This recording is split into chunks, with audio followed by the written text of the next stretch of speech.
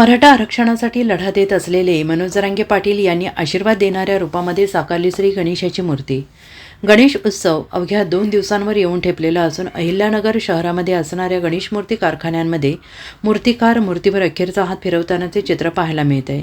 अहिल्यानगरच्या Swapnil arts या गणपती कारखान्यामध्ये यावेळी एक वेगळीच मूर्ती पाहायला मिळाली. ती म्हणजे मराठा आरक्षणासाठी लढत असणारे संघर्ष योद्धा मनोज जरांगे पाटील यांचा एक देखावा तयार करण्यात आलेला आहे. यामध्ये मनोज जरांगे पाटील हे पुढे चालताना दाखवले असून त्यांच्या पाठीवरती गणपती बाप्पाने हात ठेवल्याचं एक गणेश मूर्ती या कारखान्यामध्ये तयार करण्यात आलेली आहे. सध्या ही मूर्ती येणाऱ्या भाविकांचं लक्ष वेधत आहे.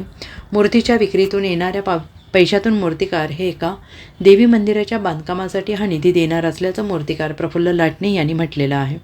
शहरातील कारखान्यांमध्ये विविध आकारातील आणि विविध रंगातील 1 फुटांपासून ते 20 फुटांपर्यंतच्या मूर्ती तयार करण्यात आलेल्या आहेत. आपण जी मनोजजी जरांगे साहेबांची प्रतिकृती पाहत आहे हे थोडंसं आम्ही मराठा आरक्षण संदर्भात हा विषय थोडासा बनवण्याचा प्रयत्न केला की जसं की साक्षात गणपती बाप्पा हे त्यांच्या पाठीशी आहेत आणि त्यांना चाल पुढं घडेल तुला भीती कशाची आणि परवा बी कोणाची हा एक संदेश त्यातून आम्ही देतोय. मूर्तीची उंची साधारणतः 5 ते 5.5 फूट आहे आणि बनवण्यासाठी 15 ते 20 दिवसाचा कालावधी हा त्याकरता लागला.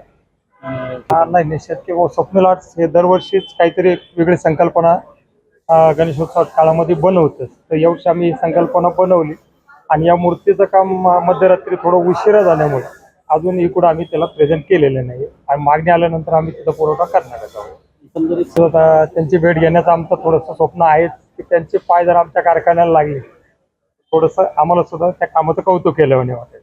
Bureau report SBN Marathi, Ahilyanagar.